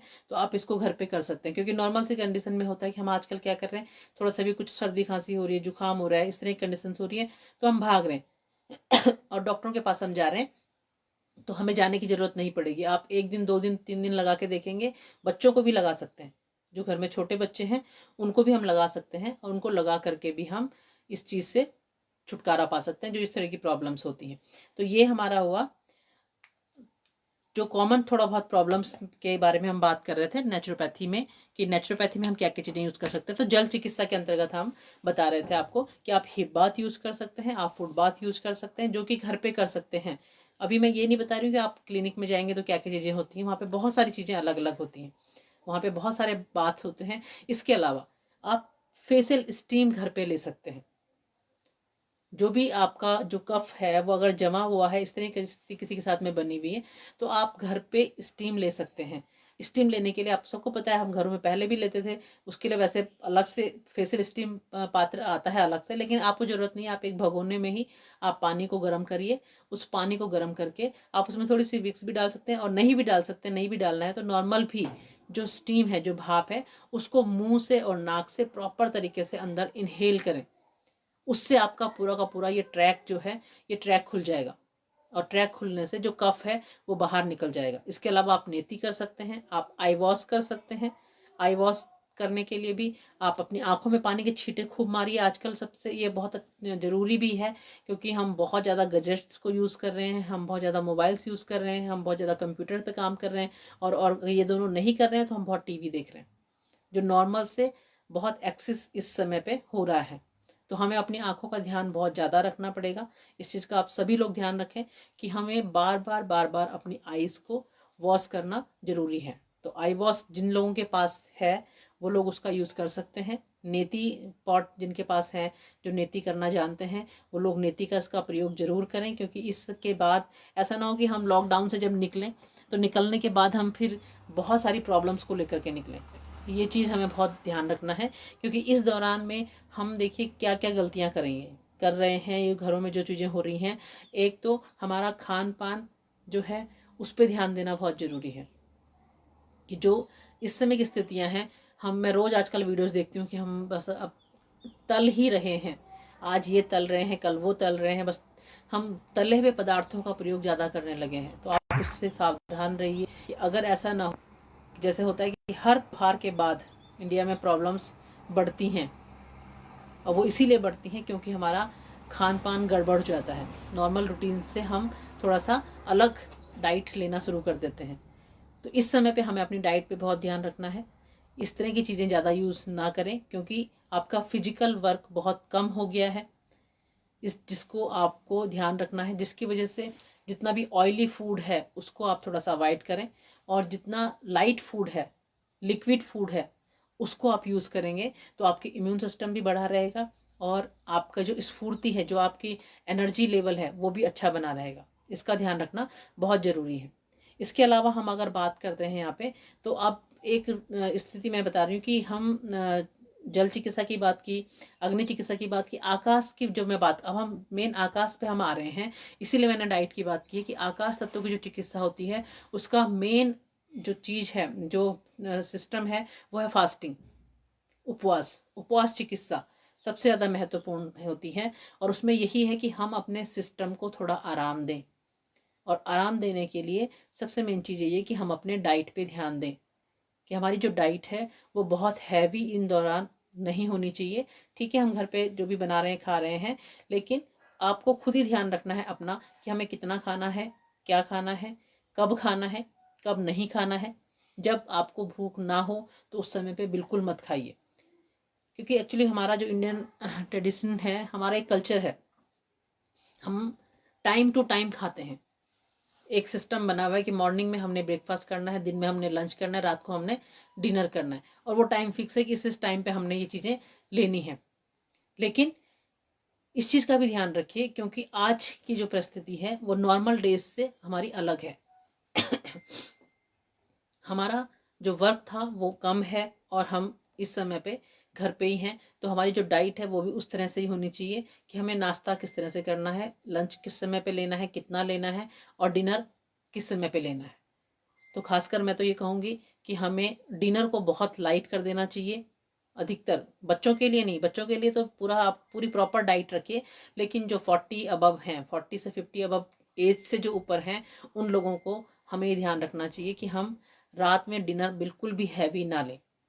दिन में आप पूरा प्रॉपर डाइट लीजिए, लेकिन रात का जो डिनर है उसको बिल्कुल लाइट कर दीजिए, लिक्विड डाइट पे रहिए, तो उससे आपका इम्यून सिस्टम बढ़ा रहेगा। अगर हम ज़्यादा हैवी रात को लेते हैं तो आप अगले दिन और आलस में रहेंगे, अगले दिन के लिए भी आपका सिस्टम प्रॉपर तरीके से काम नहीं करता है। तो इसके लिए हमें ध्यान रखना है। तो और हो सके तो बीच बीच में फास्टिंग, छोटे छोटे फास्टिंग। देखिए, फास्टिंग का मतलब ये नहीं होता है कि हम पूरा अन्न छोड़ दें या हम पूरी अनाज को छोड़ दें, क्योंकि नेचुरोपैथी में बहुत तरह के फास्टिंग बताएगी, मोनो डाइट बताएगी, छोटे fasting, morning fast, evening fast, एक टाइम का फास्ट, इस तरह की बात इसमें की गई है। तो आप अपनी बॉडी को, अपने सिस्टम को थोड़ा रेस्ट दे सकते हैं, कि अगर आप किसी भी समय का आप छोड़ सकते हैं, या उस समय पे अनाज की जगह पे फ्रूट्स खा सकते हैं, या सूप पी सकते हैं, या इस तरह की चीज़ें ले सकते हैं, तो ये आप अपने अकॉर्डिंग इसको ढालिए, क्योंकि ये प्रॉब्लम आगे आपको फिर ज़्यादा दिक्कत करेगी। जैसे मैंने आपको बताया कि इसके बाद आईज की प्रॉब्लम्स बहुत ज़्यादा बढ़ेंगी, ये मैं पहले ही आपको बता रही हूँ, क्योंकि इसमें ऐसी स्थिति आएगी। दूसरी जो कंडीशंस आएंगी, वो कंडीशंस आएगी वेट से संबंधित, क्योंकि फिजिकल एक्टिविटीज़ बहुत कम हो चुकी हैं सबकी, तो वो है। इसके अलावा डाइजेशन संबंधी प्रॉब्लम्स आएंगी। ये प्रॉब्लम्स आएंगी, तो इसके लिए हमें अभी से ही अपने आप को तैयार रखना है कि हम इस तरह की सिचुएशन में ना रहें, और अपने डाइट पे ध्यान दें, लिक्विड डाइट पे रहें, हल्की डाइट खाएं, हल्का घर का सुपाच्य खाना खाएं, जो और ताज़ा खाना खाएं। सबसे मेन चीज़, एक चीज़ का बिल्कुल ध्यान रखें कि उतना ही बने, उतना ही बनाएं जितना कि आपको खाना है। बासी भोजन मृत भोजन के समान होता है। जो भी हम बासी खाना खाते हैं, फ्रिज में रखा हुआ खाना खाते हैं, उसमें प्राणिक तत्व होता ही नहीं। तो इसलिए हमें ये ध्यान रखना है, कोशिश ये करना है कि हम अब उतना ही हम बनाएं, उतना ही हम यूज़ करें जितना कि हम खा सकते हैं। ज़्यादा बनाने करके रखने की जो प्रवृत्ति हमारी है पहले से, क्योंकि पहले तो टाइम नहीं होता था, इसलिए हम लोग ऐसा करते थे, लेकिन आज तो अब तो इस समय तो टाइम ही टाइम है। तो कम से कम इतने दिन में हम ताज़ा खाना खाने की आदत थोड़ा सा डाल लें, कि हम सिर्फ ताज़ा भोजन ही हम ग्रहण करें। तो ये चीज़ों को हम बहुत ध्यान में रखें, और इसको ध्यान में रख करके हम अपनी दिनचर्या को बनाएं। अब एक चीज़ मैं आपको बताना चाहूँगी कि हम अपने जो आज की इस समय की जो लाइफ है, हम अपना रूटीन जो है दिन भर का, उसको कैसे मैनेज कर सकते हैं।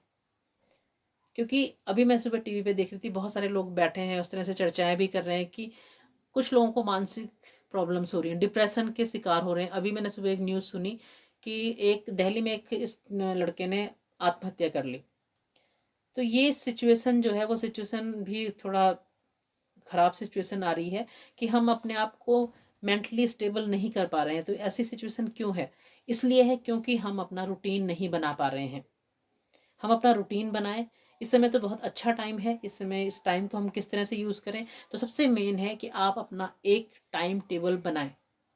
टाइम टेबल सुबह से लेकर के शाम तक का एक टाइम टेबल बनाएं, और उस टाइम टेबल के अकॉर्डिंग चलें। ऐसे नहीं कि सोए हैं तो सोए ही हैं, जगे हैं तो फिर जगे ही हैं, क्योंकि नॉर्मल सी कंडीशंस यही लोगों की हो रही है, इसी वजह से प्रॉब्लम हो रही है। क्योंकि सुबह 12 बजे तक भी सोए हैं तो सोए हैं, रात को 1 बजे तक भी जगे हैं तो जगे ही हैं। और ये अगर कंडीशंस बनती रहेगी तो वाकई में ये जो समस्याएं हैं वो बढ़ेंगी, और आने वाले टाइम में फिर लोगों को बहुत दिक्कतें होंगी।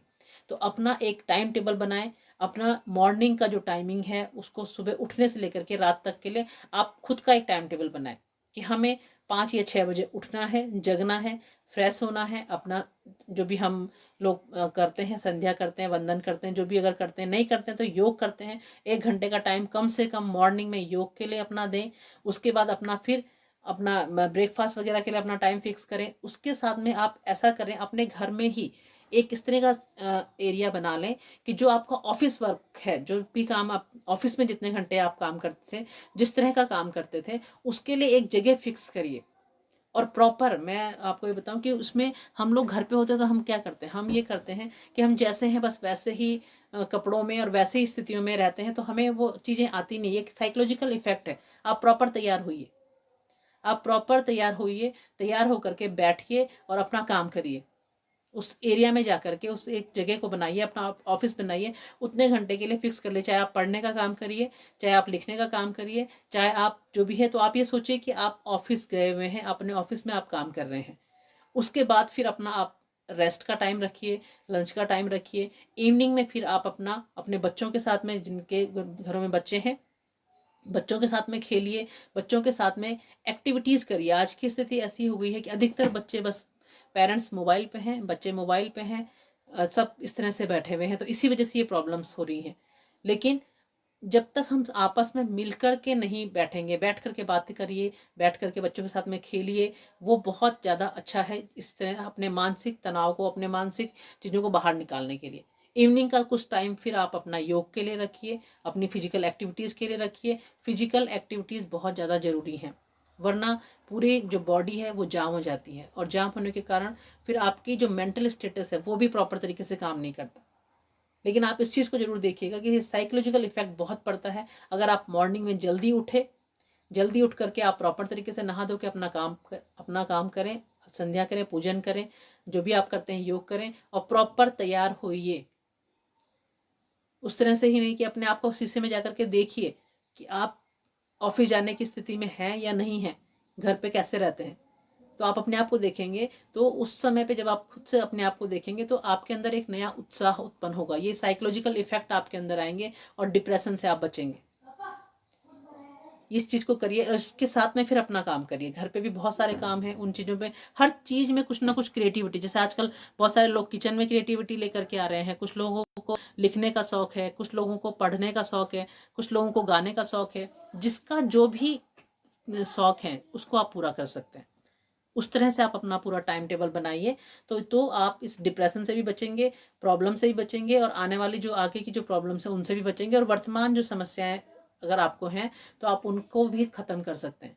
तो अब मैं चाहूंगी कि काफ़ी टाइम हो गया है, कि अगर आपके कोई क्वेश्चंस हैं तो आप अपने क्वेश्चंस पूछ सकते हैं, हम उन पे जवाब देने की कोशिश करेंगे। आप अपने क्वेश्चंस पूछिए, किसी भी तरह की समस्या से संबंधित अगर कुछ क्वेश्चंस हैं तो आप उनका आंसर मैं देने की कोशिश करूंगी। आप अपने क्वेश्चंस आप दे सकते हैं, मैं देख रही हूँ फेसबुक पे, आप क्वेश्चन पूछिए। अनामिका सिंह है, और कौन कौन है, तो आप अपने क्वेश्चंस पूछ सकते हैं, क्योंकि बीच में थोड़ा डिस्टरबेंस हो गया था नेट की वजह से स्टार्टिंग में। तो अब आप क्वेश्चंस पूछ सकते हैं, तो उन क्वेश्चंस का आंसर्स हम करेंगे।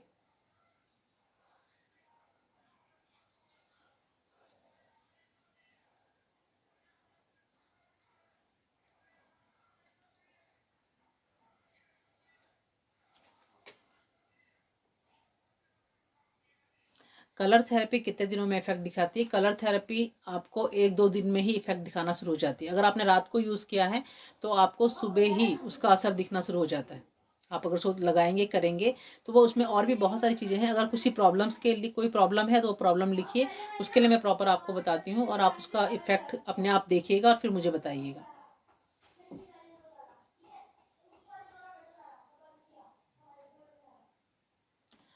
कमर में दर्द है, सूजन भी है, उसके लिए क्या करना चाहिए? देखिए, कमर में अब आपके कौन से एरिया में प्रॉब्लम है, पहले आप मुझे थोड़ा सा इसको अगर लिख देंगी तो मैं उस तरह से आपको बता पाऊंगी। लेकिन नॉर्मल भी चलिए, अगर आपके बैक में पेन है तो इसके लिए दोनों तरह की मैं बता रही हूँ कि अगर आप कलर थेरेपी को यूज़ करेंगे या नेचुरोपैथी को यूज़ करेंगे, दोनों का ही ट्रीटमेंट मैं आपको बताती हूँ।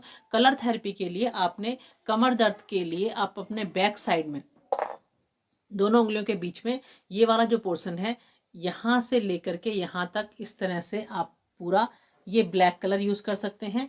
इसके अलावा आप यहाँ पे जो घर में हमारे चने होते हैं, काले चने या जो दूसरे वाइट चने होते हैं, उन चनों को लेकर के 5 दाने यहाँ पे लगाकर उसके ऊपर से टेप लगा दीजिए और उसको पूरा टेप लगा करके हल्के हाथ से इस तरह से आप प्रेस करेंगे तो आपकी कमर दर्द में बहुत लाभ होगा। इसके अलावा नेचुरोपैथी में अगर मैं आपको बताऊं तो नेचुरोपैथी में हॉट एंड कोल्ड फर्मेंटेशन इसके लिए हम यूज़ करते हैं कि आपने गर्म और ठंडा सेक इसमें लगा सकते हैं। वो आप कैसे करेंगे कि आप 2 टॉवल ले लीजिए, छोटे छोटे 2 बकेट में पानी ले लीजिए, या किसी की ज़रूरत आपको पड़ेगी क्योंकि बैग में आप खुद नहीं कर पाएंगे, तो 2 टॉवल लेकर के एक में ठंडा पानी एक में गर्म पानी लेकर के करेंगे, या फिर हॉट बॉटल से भी आप कर सकते हैं। आजकल आइस वाली बॉटल्स आती हैं, हॉट बैग भी आते हैं, आप 2 तरह के यूज़ कर लीजिए, आइस बैग को और हॉट बैग को यूज़ कर लीजिए। और इसका जो रेशो होता है वो होता है 1:3 1:3 का रेशो होता है कि आप 1 मिनट के लिए ठंडा करेंगे और 3 मिनट के लिए गर्म। तो गर्म से हम स्टार्ट करते हैं कि 3 मिनट गर्म 1 मिनट ठंडा, फिर 3 मिनट गर्म 1 मिनट ठंडा और फिर 3 मिनट गर्म 1 मिनट ठंडा। तो ये एक राउंड होगा। इसको आप अगर 3 से 4 राउंड करते हैं तो दर्द में तुरंत आपको रिलीफ मिल जाएगा।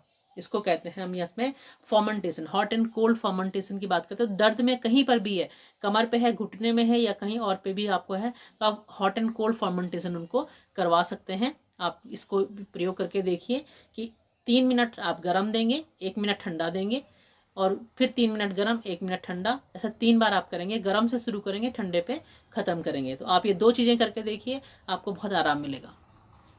और दूसरा है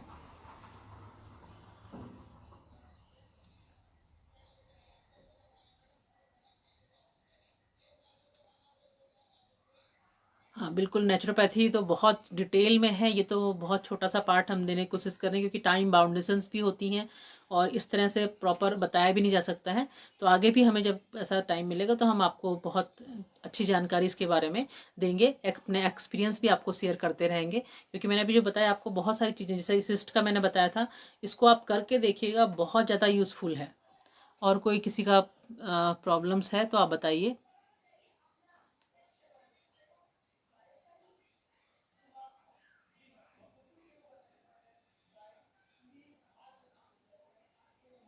कलर थेरेपी जो हम यूज़ करेंगे उसको हम यूज़ करते हैं कि अगर हम जैसे हमने कम से कम 5 से 6 घंटे ये लगा हुआ होना चाहिए। क्योंकि इसीलिए मैंने कहा कि अगर हम आजकल यूज़ करेंगे तो आजकल रात को सबसे बेस्ट है, क्योंकि दिन भर तो हम हाथ धोते रहते हैं, बार बार हैंड वॉश करने की जो स्थिति हमारी रहती है तो उसमें कलर हट जाता है। तो सबसे बेस्ट तरीका है कि आप सोते समय इसको यूज़ करिए, तो वो पूरी रात भर आपके साथ में ये रहता है। फेस की स्किन में प्रॉब्लम है, तो फेस की स्किन में किस तरह की प्रॉब्लम है इसको थोड़ा मैं समझ नहीं पाई हूँ, क्योंकि कई फेस में कई तरह की प्रॉब्लम्स होती हैं। एक तो ब्लैक हेड्स हो जाते हैं या पिंपल्स हो जाते हैं, या किस तरह की प्रॉब्लम है उसको अगर मैं बता पाए आप मुझे तो मैं उसका आंसर फिर आपको कर पाऊंगी। और शुगर प्रॉब्लम, ठीक है, ये अच्छा एक कॉमन प्रॉब्लम हमारा रह गया था। डायबिटीज एक ऐसी समस्या है आजकल जो कि बहुत ही कॉमन है, और अब ये ऐसे सिस्टम नहीं है कि हम बोलते हैं कि एक एज के बाद ही होता है, क्योंकि मैंने बहुत सारे बच्चों को भी डील किया है इसके लिए। छोटे छोटे बच्चों में भी आजकल ये प्रॉब्लम्स बहुत आ रही है। तो इसके लिए अगर हम ट्रीटमेंट की बात कर रहे हैं तो कलर थेरेपी की अगर मैं बात करूंगी तो कलर थेरेपी में आप इंडेक्स फिंगर में लेफ्ट हैंड, आप ये ध्यान रखेंगे, लेफ्ट हैंड का इंडेक्स फिंगर का ये जो थर्ड जॉइंट है, ये वाला, ये फर्स्ट जॉइंट, सेकंड जॉइंट और ये थर्ड जॉइंट के ये इन साइड में अंदर की तरफ यहाँ साइड में आप इस तरह से रेड कलर को यूज कर सकते हैं। ये देखिए, मिडिल फिंगर की तरफ यहाँ पे हम इस तरह से रेड कलर को यूज कर सकते हैं। या फिर दूसरी चीज हम यूज करते हैं, क्योंकि हम तो मैग्नेट्स यूज करते हैं इसमें एक्यूप्रेशर थेरेपी में, और कलर थेरेपी भी यूज करते हैं। तो आप क्या कर सकते हैं, एक मेथी की पट्टी आप इसमें पूरे इस वाले फिंगर के इस राउंड पे आप लगा सकते हैं। या फिर यहाँ पे सिंगल एक चना, काला चना जो होता है, उसको सिंगल यहाँ पे लगा करके उसके ऊपर से टेप लगा दीजिए और उसको प्रेस कर सकते हैं। और आप ये देखेंगे कि जब उसको प्रेस करेंगे तो जो भी शुगर पेशेंट होगा उसको बहुत तेज पेन होता है, तो आप उसको लगा करके आप उसको 6 से 7 घंटे तक कंटिन्यूटी में लगा करके रखिए। नेचुरोपैथी में अगर हम बात करते हैं तो जो हिप बाथ मैंने आपको बताया था और फुट बाथ, दोनों ही डायबिटिक पेशेंट को दिया जा सकता है और वो उसको बहुत यूजफुल रहेगा। और तीसरी बात आती है डाइट, कि जो शुगर पेशेंट है उसके लिए डाइट कंट्रोल करना बहुत ज़्यादा ज़रूरी है। उसके साथ में आप क्या दे सकते हैं, उसमें आप ये देखिए मेथी का पाउडर, मेथी को दाना को भिगा करके आप उनको सुबह पानी पीने की हमने जो बात की थी उस पानी के साथ में आप मेथी दाना उसको चबाने के लिए भी दे सकते हैं और पाउडर रूप में भी दे सकते हैं। उसका बहुत यूज़फुल होता है उसमें इसके लिए, डायबिटीज़ के लिए। और खाने में ये ध्यान रखिए कि डायबिटिक पेशेंट जो है वो जितना ज़्यादा फाइबर वाला फूड यूज़ करता है वो सबसे बेस्ट रहता है, क्योंकि डायबिटिक पेशेंट को अगर कॉन्स्टिपेशन की प्रॉब्लम होगी तो उसका शुगर तुरंत बढ़ता है। इस चीज़ का आप ध्यान रखिएगा। और जैसे ही आप उसको हम एनिमा देते हैं, इस तरह से क्लीन करते हैं, तो शुगर अपने आप ही डाउन आ जाती है। तो इसका ध्यान रखना बहुत ज़रूरी है। अभी तो काफ़ी सारे क्वेश्चंस हैं, जल्दी जल्दी जा रहे हैं तो मुझे पढ़ने में भी नहीं आ रहा है।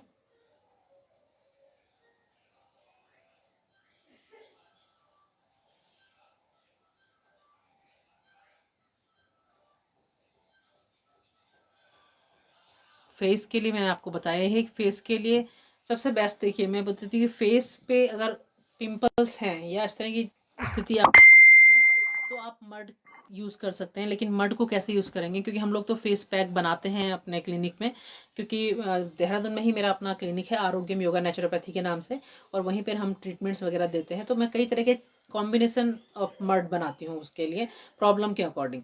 तो फेस के लिए भी हम लोग बहुत सारे कॉम्बिनेशन बनाते हैं। लेकिन आप घर पे, मैं आपको बताती हूँ, आपको अगर मिल सके तो आप ये फेस पैक घर पे बनाइए। किसी तरह का मार्केट का फेस पैक लेने की जरूरत आपको नहीं महसूस होगी। आपको अगर मिल सके तो उसमें आपने क्या करना है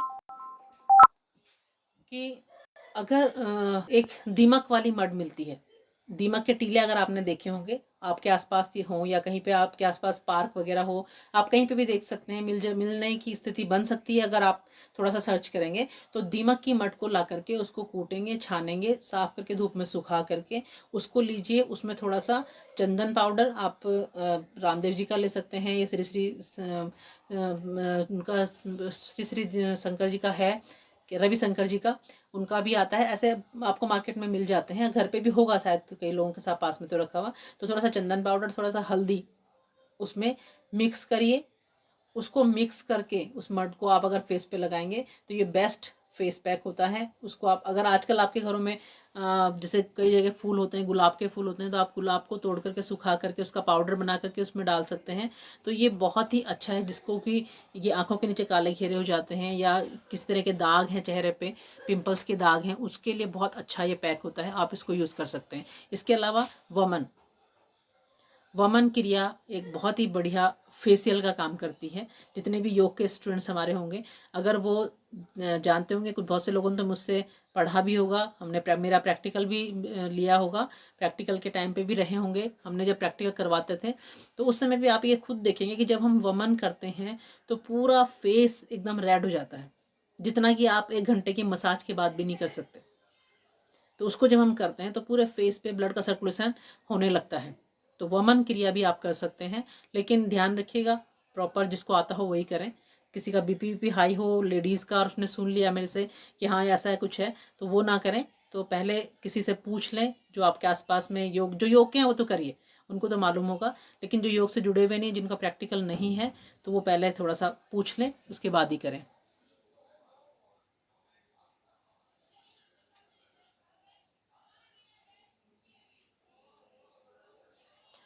बिल्कुल ये ऑथेंटिक है। अभी मैं आपके पास, मैं थोड़ा कुछ मैं लेके आने वाली थी आपके पास कुछ दिखाने के लिए आपको प्री पोस्ट रिजल्ट्स, लेकिन वो थोड़ा सा नेट का कुछ प्रॉब्लम से स्टार्टिंग में ही हो गया था तो मैं नहीं दिखा पाई, वरना मैं आपको दिखाती कि प्री जो स्किन थी, डेड स्किन जो होती है, जली हुई जो स्किन थी, और जो पोस्ट स्किन थी, जो ट्रीटमेंट के बाद की जो स्किन है, वो किस तरह की। मैं कुछ पिक्चर्स में कपिल जी को भेज दूंगी, वो अपने साइट पे डाल देंगे, तो आप उनको देख करके भी जान सकते हैं कि कैसे इफेक्ट होता है। तो आपको थोड़ा सा उस पर विश्वास भी आएगा, क्योंकि ऐसी बहुत सारी चीज़ें हैं कि जल्दी से लोगों को विश्वास नहीं आता है। तो इसके लिए जब तक हम करेंगे नहीं तब तक हमें विश्वास भी नहीं आएगा।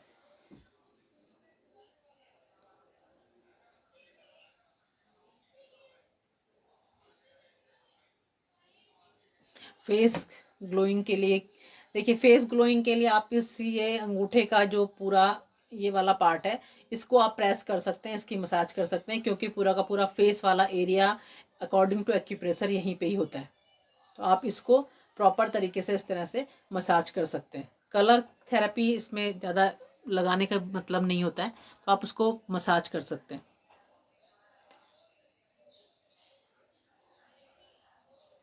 और कुछ किसी के क्वेश्चंस हैं?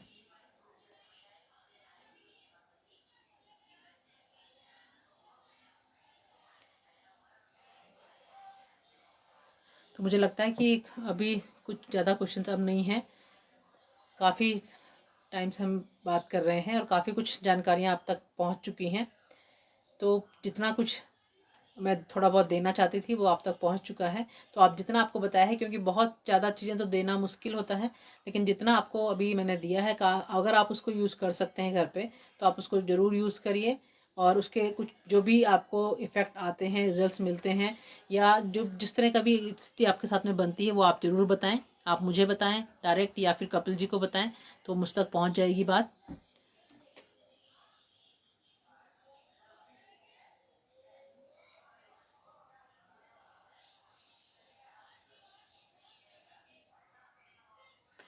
देखिए 1 साल पहले किया था और ब्लड निकला था, तो हो सकता है कि आपका हाथ वात या नाखून आप देखिए, हो सकता है कि नाखून लग गया हो, इस तरह की कंडीशंस होती हैं। नॉर्मली ब्लड निकलता नहीं है, या तो फिर ये स्टमक में कोई प्रॉब्लम है, अल्सर की प्रॉब्लम या इस तरह की कोई प्रॉब्लम होती है, तभी ब्लड निकलने की स्थिति बनती है। नॉर्मली ब्लड ऐसा नहीं निकलता है वो मन करते हुए।